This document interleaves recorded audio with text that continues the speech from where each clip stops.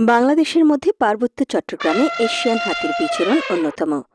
৩ পার্বত্য জেলার মধ্যে রাঙ্গামাটিতে হাতির বিচরণ বেশি, কিন্তু বনাঞ্চলের এ হাতি অনেকটাই সংকটাপন্ন অবস্থায় রয়েছে।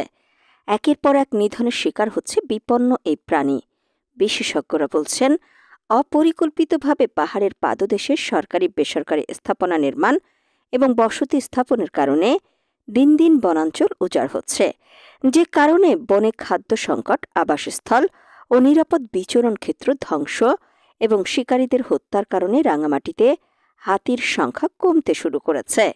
বন উজাড়ের কারণে খাবারের খোঁজে হাতি চলে আসছে লোকালয়ে, হামলা চালাচ্ছে বসত বাড়িতে, মারছে মানুষও বাঁচতে হাতির পালের উপর হামলা চালাচ্ছে। গত ১.৫ দশকে নানা কারণে ১৩টি হাতির মৃত্যু হয়েছে। অন্যদিকে হাতির আক্রমণে ৩৬ জনের মৃত্যু হয়েছে।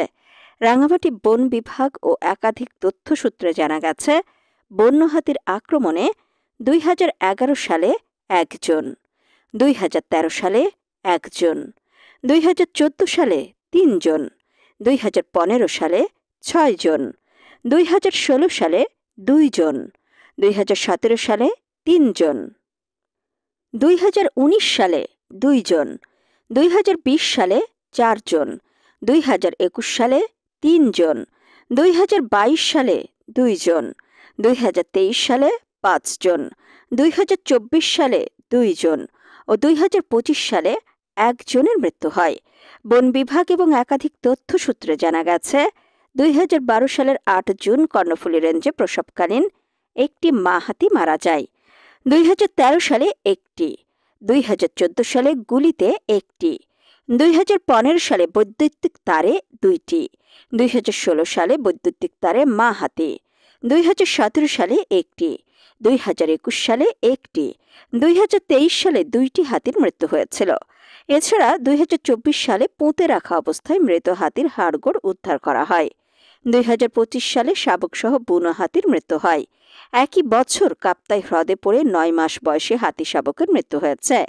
পরিবেশবিদরা বলছেন, পার্বত্য চট্টগ্রামে বন উজাড়ের কারণে খাদ্য সংকট এবং হাতির চলাচলের করিডরে মানুষের উপস্থিতি ও বসতি গড়ে তোলায় হাতি মানুষের দ্বন্দ্ব বাড়ছে।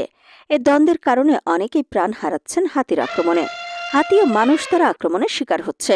পার্বত্য চট্টগ্রামে হাতির নিরাপদ আবাসস্থল ও খাদ্য সংকট মোকাবেলায় বন বিভাগের উদ্যোগ নেওয়া জরুরি বলে মনে করেন তারা।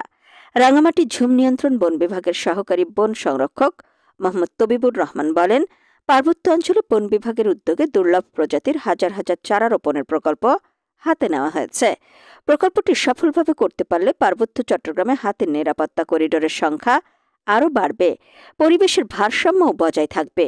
তিনি বলেন, হাতি কোনো ফসল খেয়ে ফেললে কিংবা বসতঘর ভেঙে দিলে মানুষ যেন হাতির উপর আক্রমণ না করে, সেই পরামর্শই দেওয়া হচ্ছে। হাতির আক্রমণে ক্ষতিগ্রস্তদের নিয়ম মেনে আবেদন করলে বন বিভাগের পক্ষ থেকে সহযোগিতা প্রদান করা হবে বলেও জানান তিনি।